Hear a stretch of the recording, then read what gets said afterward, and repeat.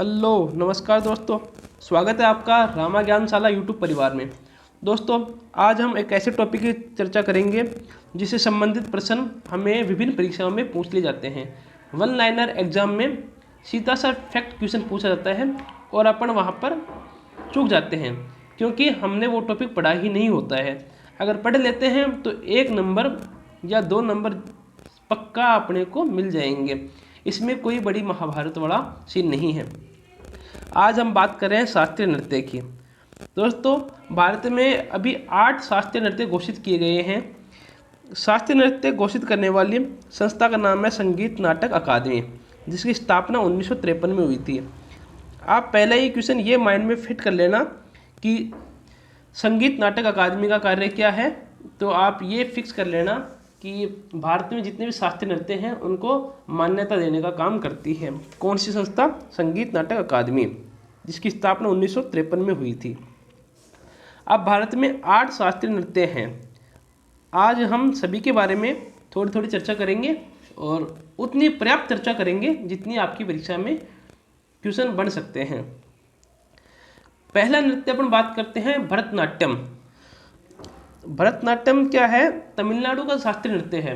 वैसे शास्त्रीय नृत्य किसी क्षेत्र विशेष के नहीं होते हैं, लेकिन ये है कि उस क्षेत्र में ज़्यादा ये नृत्य किया जाता है, उसी क्षेत्र से इसकी पहचान मानी जाती है। तो आपसे अगर पूछे कि भरतनाट्यम किस क्षेत्र से संबंधित है, उस समय आप तमिलनाडु इसका आंसर कर देंगे। भरतनाट्यम के साथ आप तमिलनाडु को सीधा जोड़ देना। दोस्तों, भरतनाट्यम सबसे प्राचीन शास्त्रीय नृत्य गिना जाता है। आप ये नोट कर लेना कि ये ओल्डेस्ट शास्त्रीय नृत्य है, कल्चरल डांस है।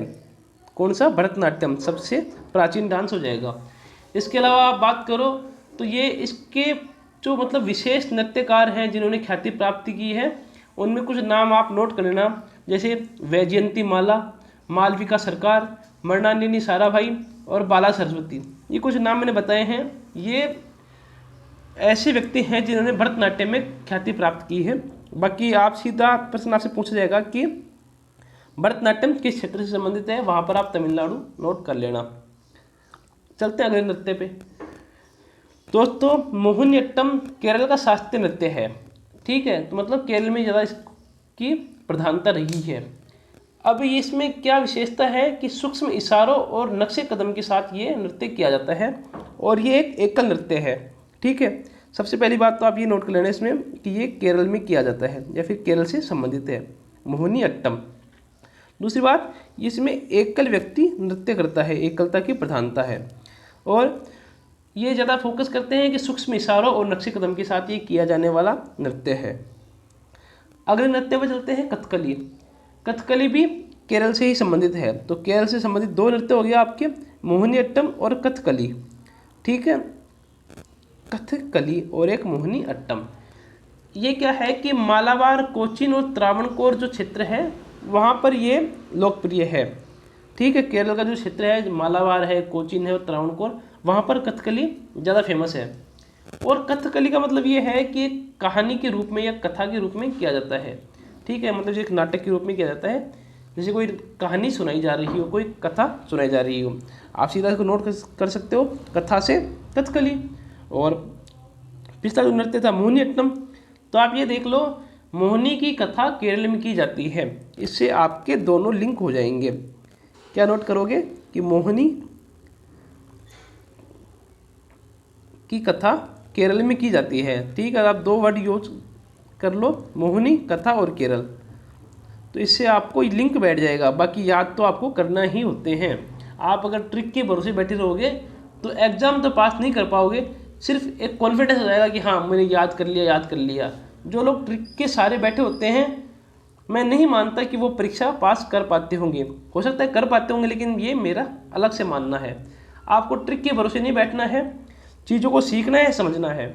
तो कथकली और मोहिनीअट्टम के लिए अपन ने पढ़ा केरल, तमिलनाडु के लिए अपन ने पढ़ लिया था भरतनाट्यम। अब चलते हैं अगले शास्त्रीय नृत्य की ओर। दोस्तों, एक शास्त्रीय नृत्य है कुचिपुड़ी, जो कि आंध्र प्रदेश में किया जाता है। आप ये नोट कर लेना कि कुचिपुड़ी से सीधा आप आंध्र प्रदेश की ओर चले जाएंगे। लिंक आप बिठाना चाहो कच्ची पुड़ी कहाँ के लोग खाते हैं? आंध्र प्रदेश के लोग। ये देख लेना। कुचिपुड़ी जो है तो आंध्र प्रदेश में किया जाता है। तो आप ये देखो, कोई व्यक्ति अगर अंधा है उसको आप कच्ची पुड़ी खिलाओगे तो खा लेगा, सीधी सी बात, उसको नहीं पता चलेगा एक बार तो आप ये देखो कुचिपुड़ी आंध्र प्रदेश, ये आप लिंक बिठा लेना इसमें, बाकी याद आपको करना ही होता है।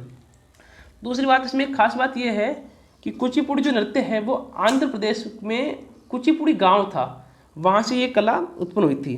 ठीक है, तो ये गांव के नाम पे ही पड़ा है कुचिपुड़ी। वहाँ पर एक गांव था, वहाँ पे ये नृत्य किया जाता था।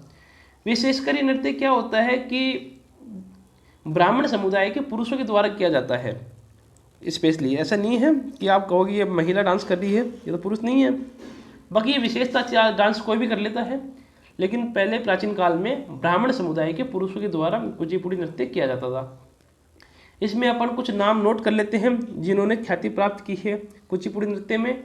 उनके नाम हो जाएंगे लक्ष्मी नारायण शास्त्री, स्वपन सुंदरी, और आप ये देख लो यामिनी रेड्डी, कौशल्या रेड्डी, ऐसे कुछ नाम हैं जिन्होंने कुचिपुड़ी में ख्याति प्राप्त करी है। अब चलते हैं अगले नृत्य की ओर। ये नाम देखो ओडिसी। ठीक है, ओडिसी से सीधा आप समझ जाओगे कि ये उड़ीसा राज्य में किया जाता है। पहली बात सीधा सीधा है ओडिसी, उड़ीसा। इसमें आपको राज्य वाली समस्या तो नहीं आएगी कि उड़ीसा है तो ओडिसी, दोनों लिंक बैठ रहे हैं। दूसरी बात, ये नृत्य कब किया जाता था कि जो मंदिर होते थे उनमें देवदासी होती थी, उनके द्वारा ये नृत्य किया जाता था उड़ीसा में। और सबसे खास बात, ओडिसी नृत्य का संबंध भगवान सूर्य और शिव से भी है। ठीक है, सूर्य और शिव से भी ओडिसी का संबंध ज्ञात किया जाता है। लोग बताते हैं कि ये नृत्य और भी कई देवताओं से संबंधित है। अगर आपसे पूछे कि सूर्य व शिव से संबंधित नृत्य है, आप वहाँ पर ओडिसी नृत्य कर देंगे। चलते हैं अगले नृत्य की ओर। अगला नृत्य है मणिपुरी। तो आप मणिपुरी से वही समझ जाओगे क्या कि मणिपुर से संबंधित है। एक वर्ड आप नोट कर लेना, ओम। ठीक है, ओम मतलब वो राज्य और नृत्य सेम रहेंगे। ओ से ओडिसी उड़ीसा, एम से मणिपुर मणिपुरी। ठीक है, ये आपको सिर्फ लिंक बैठाने के लिए है कि ओम जब वर्ड आपके माइंड में आएगा आप सीधा सोचोगे कि हाँ ये उसी नृत्य की बात कर रहा है जहाँ पर राज्य और नृत्य दोनों सेम हैं। मणिपुरी की खास बात यह है, इसको जागी नृत्य भी कहते हैं। ठीक है, मणिपुरी नृत्य को जागी नृत्य भी कहते हैं। आप ये बात और माइंड में सेट कर लेना। इसके अलावा मणिपुरी नृत्य के टाइम रासलीला प्रस्तुत की जाती है। इसका मतलब क्या समझो आप कि जब रासलीला प्रस्तुत करते हैं मणिपुर के लोग, वहाँ उस समय मणिपुरी नृत्य किया जाता है, या फिर उस समय किया जाने वाला नृत्य मणिपुरी नृत्य हो जाएगा। और विशेष कोई खास बात है नहीं। अब एक नृत्य की बात करते हैं, सातरिया। इसको कोई सतारिया कहते हैं, सातरिया कहते हैं हम। आप ये वर्ड देख लो, 4 अक्षर आपको मिल जाएंगे, सतरिया। ठीक है, ये सबसे नवीनतम शास्त्रीय नृत्य है। सबसे पहली बात तो ये आपसे पूछे सबसे नवीनतम शास्त्रीय नृत्य, तो ये हो जाएगा सातरिया या सतारिया, जिसको सन 2000 में शास्त्रीय नृत्य की मान्यता प्रदान की गई थी। सबसे खास बात यही है। और मान्यता कौन प्रदान करता है? संगीत नाटक अकादमी, जो कि अपने सबसे पहले देख लिया था। ये असम से संबंधित है। ठीक है, एक आप इसमें ये नोट कर लेना क्या कि शास्त्रीय नृत्य असम से संबंधित है, सबसे नवीनतम नृत्य है, सन 2000 में इसको मान्यता प्रदान की गई थी।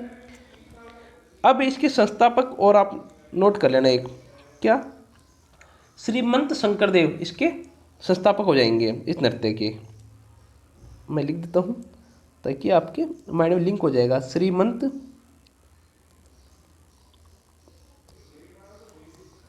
शंकरदेव,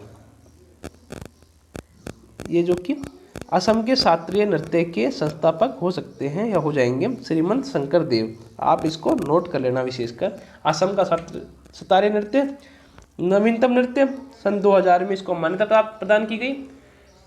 अब इसके कुछ विशेष कलाकार हैं, उनका भी आप नाम नोट कर लेना क्या, इंदिरा पीपी बोहरा और जतिन गोस्वामी और मणिक बरबायत, ये इसके विशेष नृत्यकार हो जाएंगे।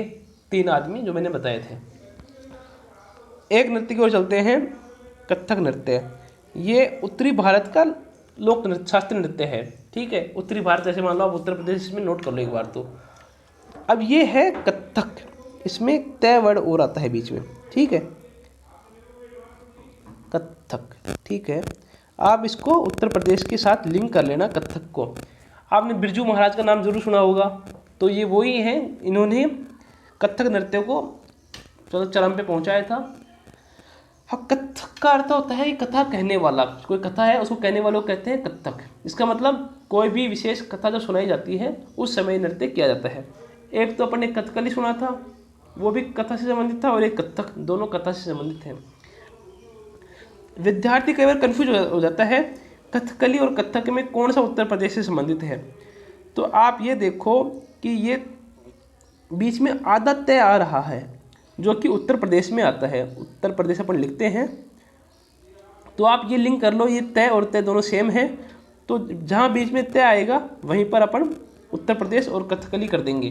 ठीक है, कथक उत्तर प्रदेश, इसको लिंक बिठाने के लिए ताकि आप भूल ना जाएं, एग्जाम में आपको समस्या नहीं आए।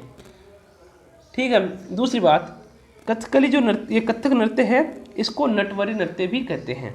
ये आप और नोट कर लेना एक चीज़, क्या कि नटवरी नृत्य भी इसको कहा जाता है। ये कुछ छोटी छोटी बातें थी जो आपको पूछ सकता है एग्जामिनर, बाकी ये पूछेगा स्टेट और नृत्य, ज़्यादा कोई खास बात नहीं है। आशा करता हूँ दी गई जानकारी आप समझ पाए होंगे। फिर भी कोई समस्या आपको रह गई है तो आप ज़रूर कमेंट सेक्शन में कमेंट करके पूछ लीजिए। रामा ज्ञानशाला यूट्यूब परिवार आपके उज्जवल भविष्य की कामना करता है। धन्यवाद।